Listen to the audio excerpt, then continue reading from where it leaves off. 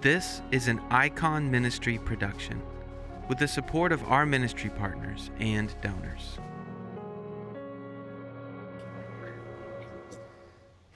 Expectations. I think sometimes expectations are the biggest destroyer of our perception of God. We expect God to answer us, to do certain things in ways we perceive God. For example, God, if you answer my prayer, if you give me this, I will know you exist. I get emails. My daughter has been praying for this miracle for years, and it seems like God is not there. She won't believe in God unless God answers her prayer. We have expectations, and we think that God needs to cater to our expectations in order to prove himself to us. But that's not how it works. God always defies the expectations of his people. Always. From the Old Testament, God acted in ways that the people never expected.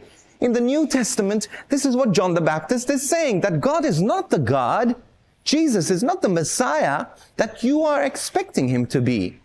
He is one who's going to defy every definition you have of who this Messiah is in your mind. You see, God does not surrender to our expectations. He is not a bargaining God. But here's the thing. If we surrender to God, he is going to give us more than we could even have brought to the table or imagined to bring to the table. God always outdoes us with love, with generosity. But it requires surrender. And it's not a bargaining thing. God, you heal me, then I will believe. You set me free, and then I will follow you. No.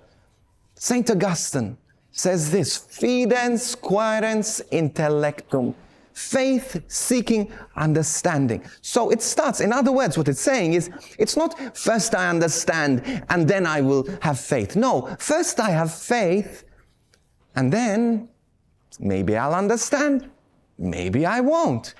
But joy comes not by trying to get God to fulfill our expectations. True joy comes that even when our expectations are not fulfilled, we can still trust, we can still believe, we can still follow. That's why a Christian is someone who has true joy, because joy is not circumstantial. It doesn't depend on our circumstances, but it depends entirely on our capacity to surrender. I have great expectations, you have great expectations, and that's great. But at the end of the day, I don't need God to cater to them. I'll still love God even if he doesn't fulfill my expectations. Jesus, I surrender to you. And in this surrender, I choose joy. This production is only made possible because of the generous support of Icon Ministry partners and donors. Please go to iconministry.com/support to make a donation.